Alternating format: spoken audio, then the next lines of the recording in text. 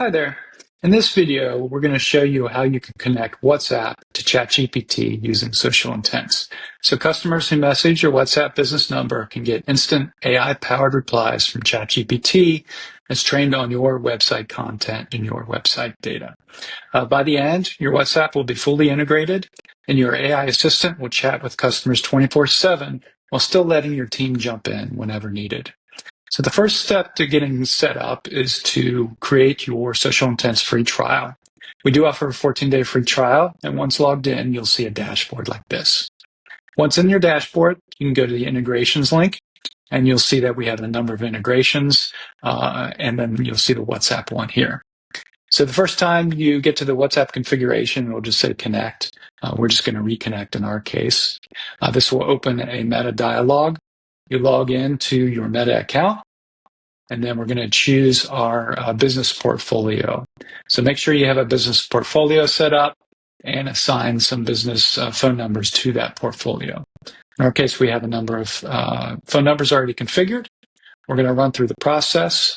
We're going to use an existing phone number, which is this one. And then I'm going to confirm the settings. So the key here is that you have a phone number that's not already associated with a business account. If you do, there are some other ways to get that set up. You can reach out to us for details on that. Once I've finished the configuration, we'll see that the WhatsApp phone number is associated with social intents. You'll see it here. And then we want to make sure that the phone number routes to the correct chat application. So in our client settings and social intents, you go to the WhatsApp settings. You can see that we're routed to this particular chat widget called Teams with Departments, and that looks good. So once we have that set up, I'm going to go down to the chat widget settings, which is Teams with Departments, and I'm going to go to the AI chatbot settings.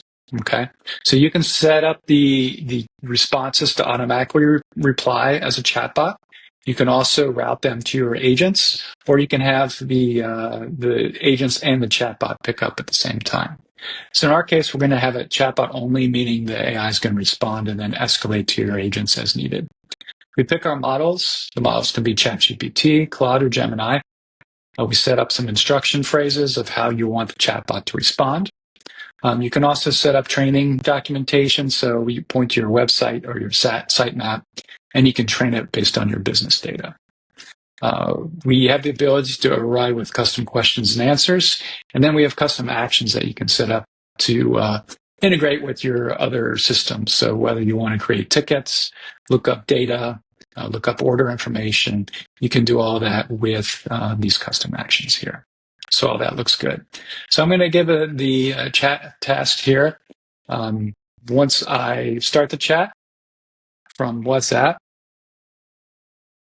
we're going to see that the phone number WhatsApp will be routed to our ChatGPT chatbot, and then it's going to respond as you see here automatically.